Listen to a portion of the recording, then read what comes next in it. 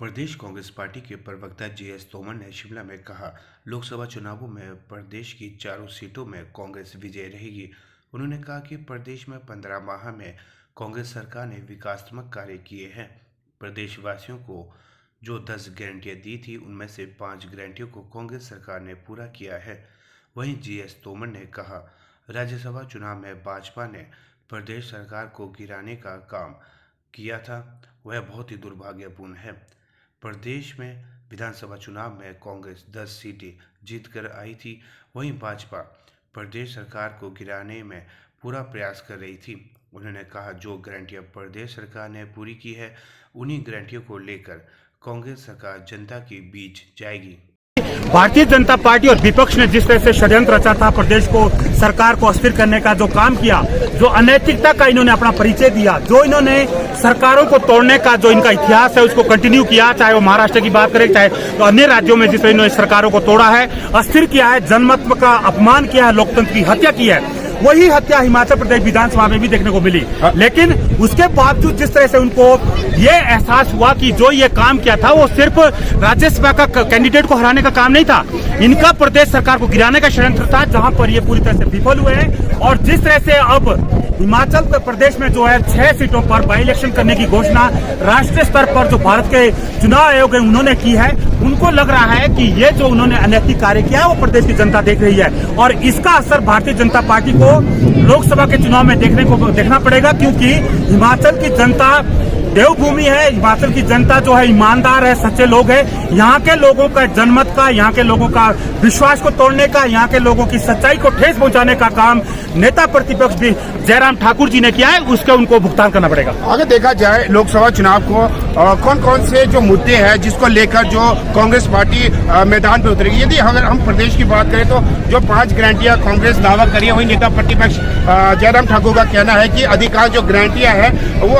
हवाई है। अगर जो 22 लाख महिलाओं को 1500 रुपये देना, मात्र अगर देखा जाए अब 5 लाख महिलाओं को देने की बात कही गई है, तो कुल मिलाकर जो अभी तक जो गारंटियां दी गई है वो भी पूरी तरह से पूरी नहीं हुई। इसके ऊपर क्या करेगा? देखिए, विपक्ष का काम है सिर्फ आरोप लगाना, बेबुनियाद है, ये बौखलाहट में है विपक्ष। उनको दिख रहा है कि जो प्रदेश की कांग्रेस पार्टी ने विधानसभा के चुनाव के दौरान कहा था कि हम 10 गारंटियां प्रदेश की जनता को दे रहे हैं, उनमें से 15 महीनों में 5 गारंटियां पूरी करना अपने आप में एक रिकॉर्ड है। उन्होंने कहा था कि प्रदेश सरकार ने कि हम ओपीएस दे रहे हैं, क्या प्रदेश की कर्मचारियों को ओपीएस नहीं मिल रहा है? उन्होंने कहा था दूध की गारंटी पैसा बढ़ाया जाएगा, वो पूरी कर दी है।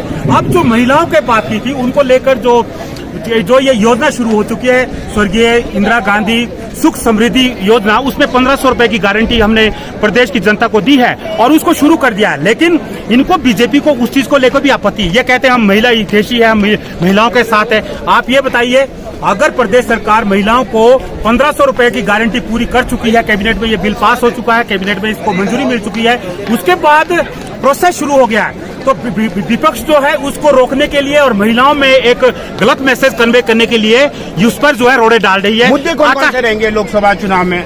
देखिए, कांग्रेस थी महिलाओं के लिए 1500 रुपए देने की बात है, वो पूरी हो चुकी है। अभी तक 10 गारंटियों में से 5 गारंटियां पूरी हो गई है और अगली जो 5 गारंटियां बचती है वो अभी बहुत जल्द उनको सिरे चढ़ाया जाएगा। तो मुझे लगता है कि प्रदेश की जनता देख रही है कि ये भ्रष्टाचारी विरोधी है प्रदेश की कांग्रेस सरकार, और इन्होंने भ्रष्टाचार पर नकेल कसी है। चाहे वो पेपर लीक का मामला हो, कर्मचारियों को नौकरी बेचने का काम हो, चाहे 5 साल में जो हिमाचल में जो आर्थिक बोझ पड़ा है हिमाचल पर, लगभग 90,000 करोड़ का कर्ज जो हिमाचल में पड़ चुका है, तो ये भारतीय जनता पार्टी और पूर्व सरकार की देन है।